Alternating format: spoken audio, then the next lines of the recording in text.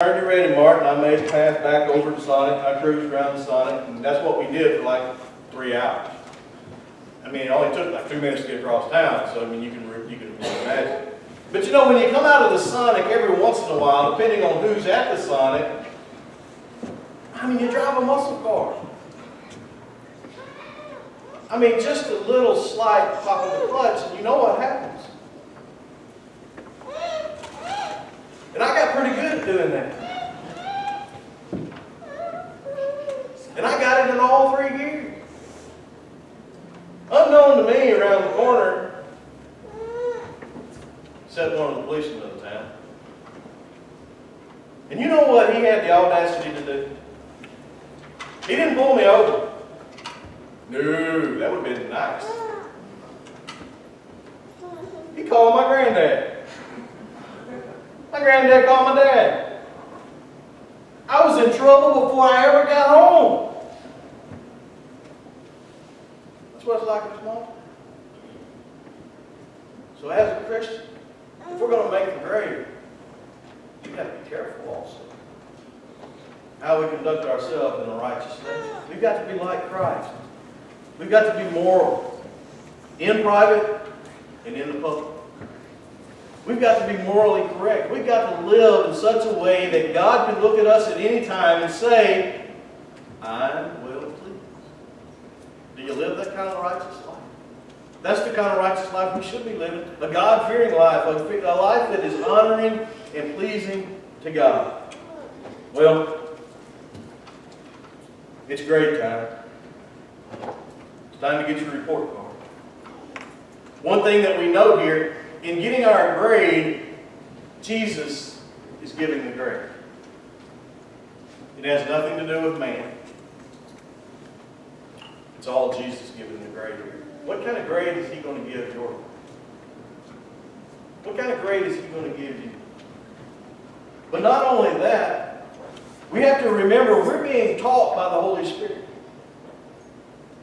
Now, I've heard teachers say this, that if the kids make bad grades on the test, they must have not done a good job teaching. I don't know how much I believe that. Because I know a lot of good teachers did a lot of good teaching, and I still made bad grades. I don't think it's their fault. And I don't think it's the Holy Spirit's fault you don't do what you ought to do. I think the Holy Spirit's doing His part. It's still, you got to have a walk. Not only is Jesus giving us the grade, not only has it been the Holy Spirit that has been teaching us, but it is the Father that has to look at your report. It is the Father that looks at the grade you turn in. What kind of grade are you turning in today?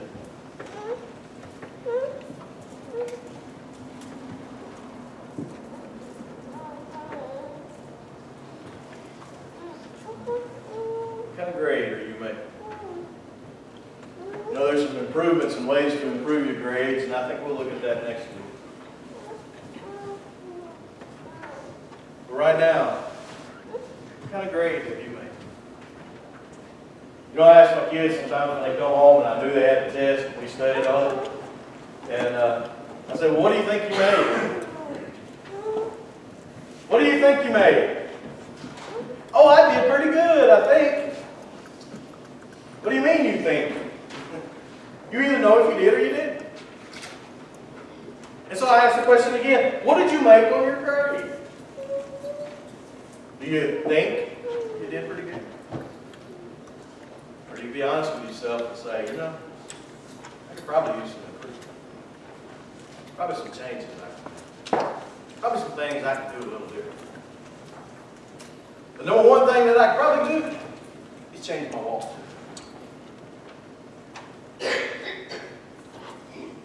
You know, if a country boy like me can go from squeaking by,